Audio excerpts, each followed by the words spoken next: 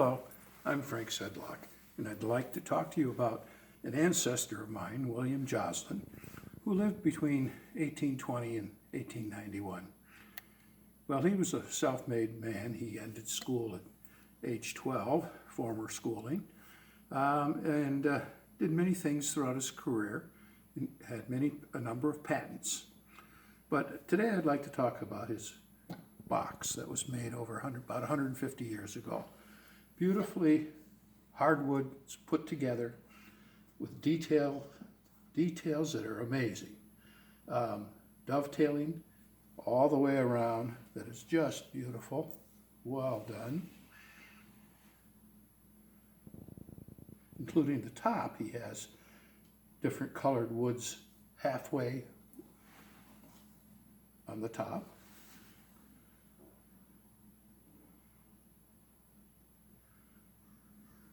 And inside this box, he also has a number of treasures.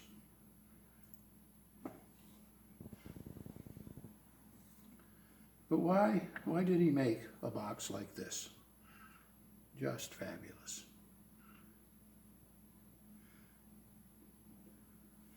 I think it's possible he made it to store these things in it, but we're not sure.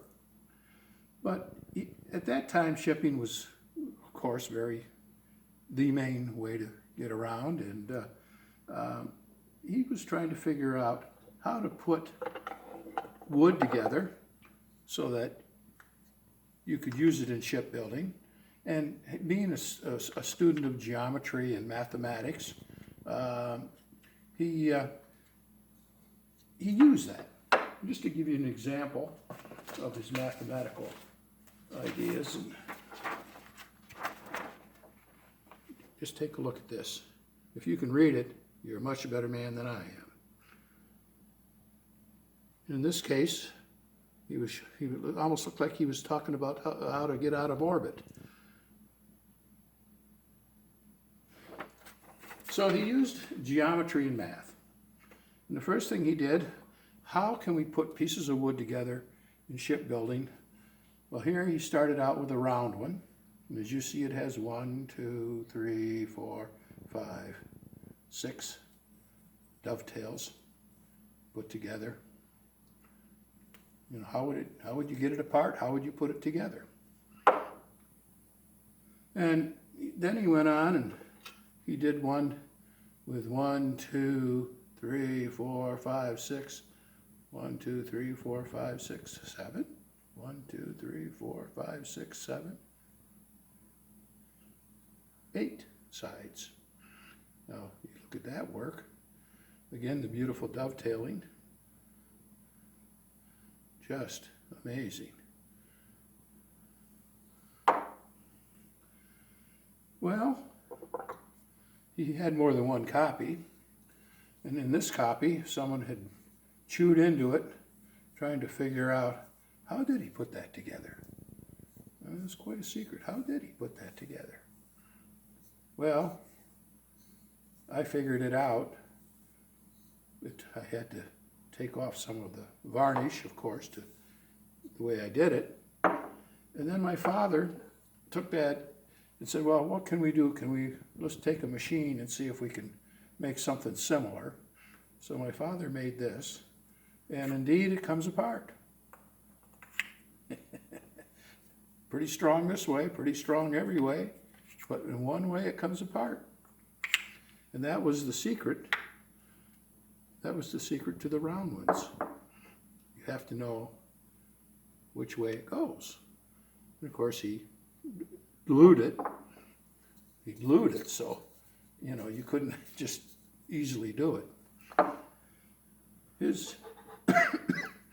So that is basically the story of the box, of the wood, and the type of work that this self-made man was able to do. So at any rate, one of his early inventions was a centrifugal gun. This was in the 1860s. And this gun, he had hoped to help the North in the Civil War. So he sent a letter to Sam Colt, and Sam Colt says, I don't even have time to look at it. He had a partner, because he didn't have the money. Back then, if you had a patent, you had to have a working model. And his partner absconded and took the gun and sold it to the city of Baltimore. And the city of Baltimore, what happened after that, we didn't know until just recently. And only recently, the Mythbusters on TV had the steam-powered centrifugal gun. They were testing to see if it really worked. And come to find out, it wasn't really that good of strong enough. But they did have it. And Mr. Joslin's steam gun, the city of Baltimore, got sent up to Boston, and eventually it was just scrapped. But he used his mathematics, and he used that to develop it through gearing. I mean, he had a number of patents. These are some of the later ones. This one's number 311,831, and it's car wheels. For trains, here's an example of some of it, car wheels. This is a little different. This is 45,044. And he had brakes for train brakes for streetcars.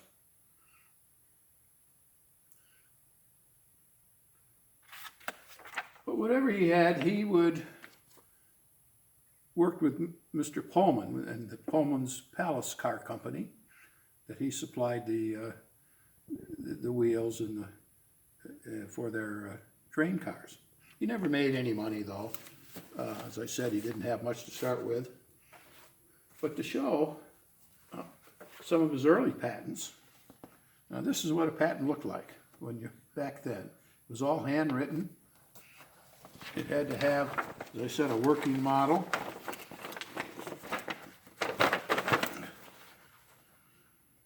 And this was an improvement in a clothes wringer washing machine.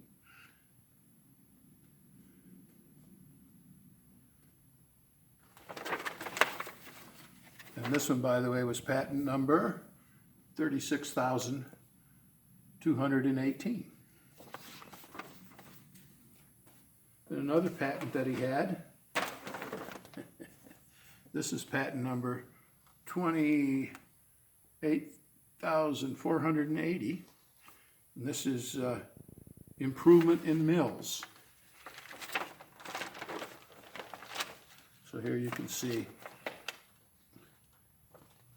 there's the improvement in mills.